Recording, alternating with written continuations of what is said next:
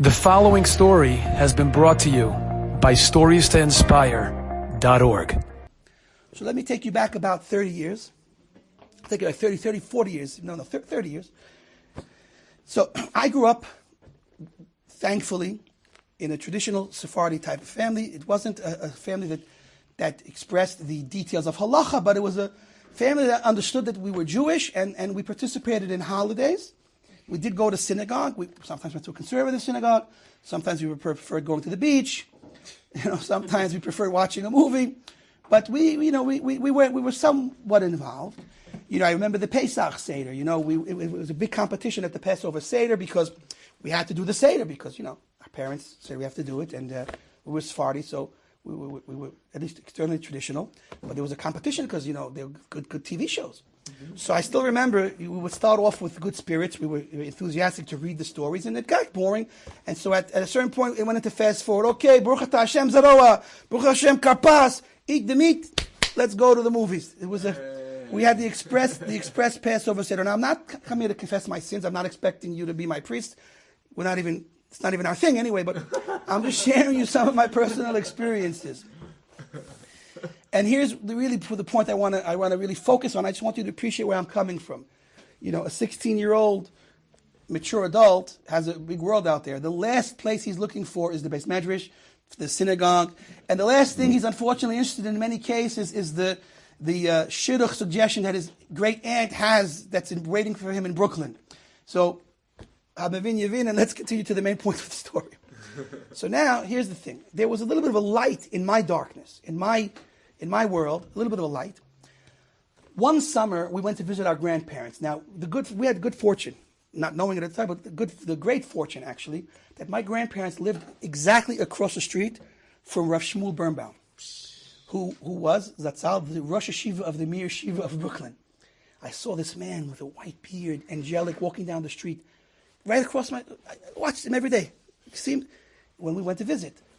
We had neighbors that were all religious Orthodox Jews, and one very nice neighbor saw me and my brothers. I have a twin, and then there was a younger brother, 2 years younger. So he saw the three of us running around like a bunch of behemoths. To translate that into English, we were running around like savages. How savagely could we be at 10 years old? But we were running around, and he saw these three kids, and he knew we were Jewish, and he said, wow, what a shame. They're running around with nothing, no purpose, no nothing, no direction. And unfortunately, their parents can't even help them in this context, in this situation. So what did he do? He came to my parents and he suggested that why don't you send your kids to a summer camp? Send them to camp. I know a very nice camp. They'll have a good time. Anyway, you're busy working all summer, very busy with a seasonal business. You have no time. So send them for a month away to camp, and while you're busy working, and everyone will be happy. And of course, what's the first question my parents asked? What's the hashgacha? they didn't ask what's the hashgacha. They asked, of course, like any Jewish parents are going to ask, how much does it cost? Right. So this man was very smart. We were officially the first Kiruv campers before there was a such thing as Kiruv camp. He said it's free. Just decide to send them and it'll all be taken care of. So of course my parents can we sign them up for multiple years? We're set. Let's do this. So we were sent to this unbelievable camp called Camp Magen Avraham. And we learned what Judaism was. We learned how to pray. We learned how to read Hebrew. We learned how to pray. We even learned Mishnayos. And when we started, it was all hard. But after a couple of years, because we did take the multiple-year free package, and after a couple of years, we actually were learning Mishnayos. At one point, we even got one of those books they give out when you win a Mishnayos contest. All that from the summer camp. Fast forward to the hardships of America and all of the different things you're running after, fame, fortune, and so on. So here I am, no longer a trace of any Jewish practice, right?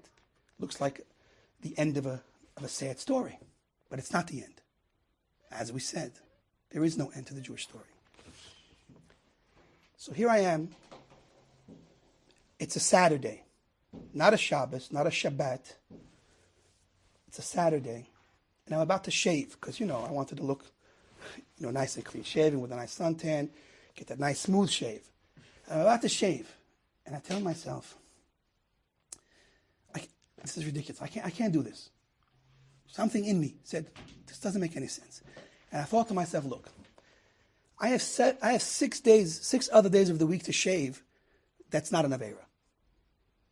I'm going to shave on Saturday, which is, I know it's an Avera because I learned in camp that you're not allowed to shave on Saturday. I'm going to shave now on Saturday when I have 6 other days. That's what I know now to be chutzpah. I didn't know the word chutzpah then, but I can't do that. And I didn't do that. Now, what contradiction I was living in. We don't have to get into the details. I was goyish. I was a goy on the outside. Here I was in that sinking ship, so to speak, dying a slow death, what would have appeared to be dying a slow death, a painfully slow death for the soul. And I said, I'm not going to shave on Saturday. We all are a walking story like that. We all have our moments, our difficulties, and our triumphs. We all have that. Because again, Hashem is with us and will never leave us, and the soul inside will never die, and we're all going to make it. But thank God we're here, but there are many that have not made it. And we have to remember them and think for them and do for them and know that people need our help out there, and we have to know that if Hashem helped us to get where we are, we have a strength to go back and help others to also make it here. If we can't go out and do something physically, we can daven for them. You've just experienced... Enjoyed this story? Come again. Bring a friend. StoriesToInspire.org